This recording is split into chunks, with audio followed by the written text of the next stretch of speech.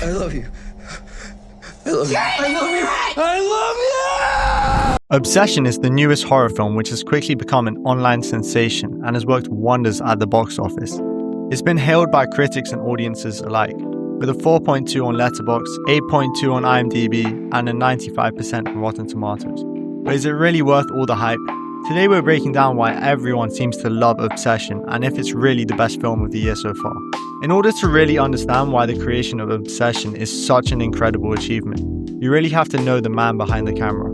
Obsession was written and directed by Cory Barker, a guy who's known for making SNL-styled sketches on YouTube. For years, both him and Cooper Tomlinson ran the channel That's a Bad Idea. Whilst uploading these skits on YouTube, the duo occasionally posted experimental short films onto their channel. Some of these include Warnings, The Chair, and Milk and Cereal if you want to check them out. These films were made with insanely low budgets. Milk and Cereal, for example, cost only $800 to make. The success of Milk and Cereal led producers to back him into making his first debut feature film. Because of Cory's lack of actual experience in making feature films, he only had a budget of under $750,000 when making Obsession.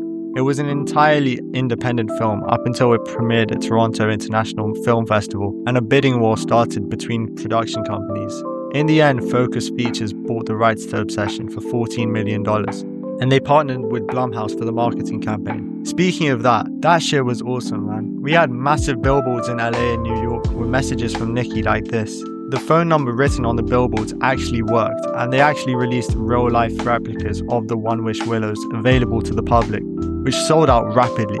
It's genius what they've done with this film, and I hope other studios will see stuff like this and take notes. I think by now everyone has a brief idea as to what the film is about, but I'll run over it real quick. The main character is too scared to tell his crush how he feels, so he buys a One Wish Willow and wishes that she loved him back. It works, but she goes kind of mental, and the rest of the film is just him trying to figure out how to fix his mistakes. On paper, this seems like it would be a pretty average film, but damn will my expectations exceeded. This film is everything a horror film needs to be. The direction and writing from Cory Barker is actually outstanding, especially considering this is his first feature. Every element of the production was perfect. The lighting in particular, especially in the nighttime scenes, was just outstanding and had similar vibes to Hereditary. The eerie cinematography and use of silhouettes to create a mystery or tension was awesome.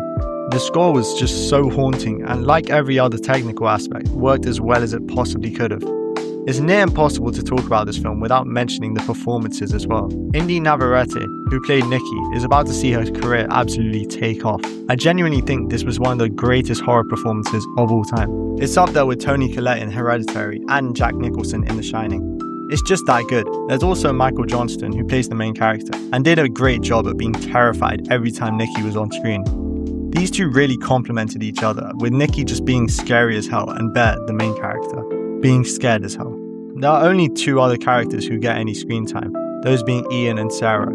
Ian is actually played by Cooper Tomlinson, the guy who runs That's a Bad Idea with Cory. They're both pretty good, but it's really just Nikki who everyone will be talking about, and rightly so. As it is a horror film, we have to talk about whether it succeeded in that category, and in my opinion, it was just perfect. I'm someone who's generally against horror movies spamming jump scares, and I appreciate that this film wasn't too reliant on them. However, when jump scares were used, they were used so incredibly well that it genuinely had everyone in my theatre out of their seats. A lot of the horror was also reliant on Nikki's character just being scary by using weird, unsettling facial expressions, and that worked really well. Throughout the film, the audience is on edge, especially when the main character has actually gone away from Nikki, because you always feel like she's going to come out of nowhere. And there's this one scene where Bear is away from Nikki, and the audience is just stressing because of this. And when she does come, it's still so surprising because the jump scare is so out of nowhere, despite being expected.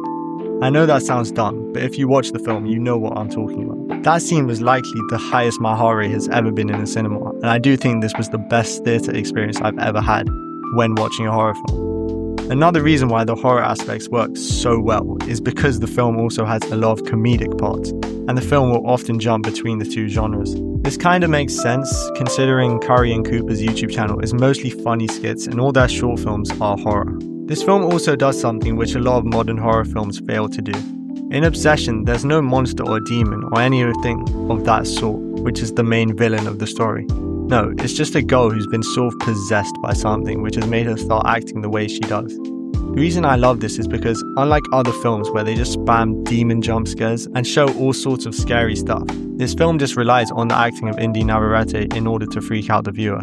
And because she puts out the performance of a lifetime, it works incredibly well. I'm not going to diss all other modern horror films because I can see some similarities to another horror film we got not too long ago. Weapons, directed by Zach Cregger, was probably the best horror film I saw last year, aside from Sinners. I can't help but notice a load of things about it which were the same as Obsession. Firstly, we've got a director who's a comedian, similar to how Curry Barker is a YouTuber and writes comedy skits. And then we've also got the blend of comedy and horror. I know this one's a bit stupid, but there's also the fact that both films involve breaking branches of a tree. I really like both of these films and really appreciate how we're moving into a new era of horror, led by comedians. This trend obviously started with Jordan Peele directing Get Out, which is one of my favourite horror films of all time. But then we also had YouTubers directing Talk to Me, Bring Her Back, and last year we had Shelby Oaks, which wasn't as successful, but you get the point. Now we have The Backrooms coming out on Friday. Another thing I really loved about Obsession was how layered the characters were.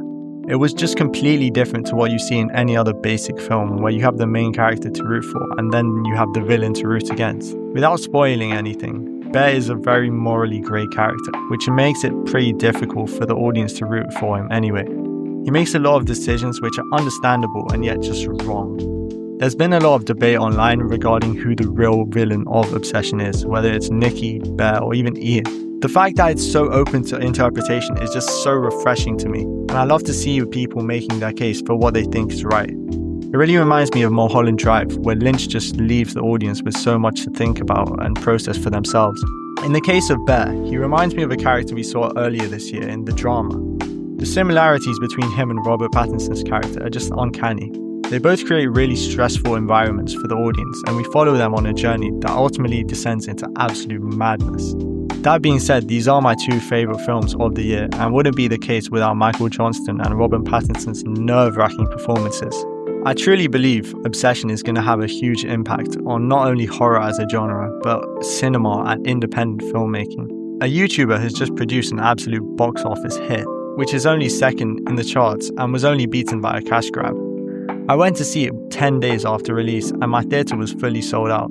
It's rare you see things like this with any movie, never mind one with a $750,000 budget. But I just love to see a young filmmaker like Curry Barker rise through the ranks from making dumb skits on YouTube to making global hits like Obsession. A lot of this film's audience generally came from word of mouth, like myself. It wouldn't have been possible for this to happen without the film being actually as high quality as it is. I hope this will lead to more young, creative filmmakers breaking through and making films as unique as Obsession. Well, that's what I thought of Obsession. Go watch it if you haven't already. Like, subscribe, and comment what you want to see next.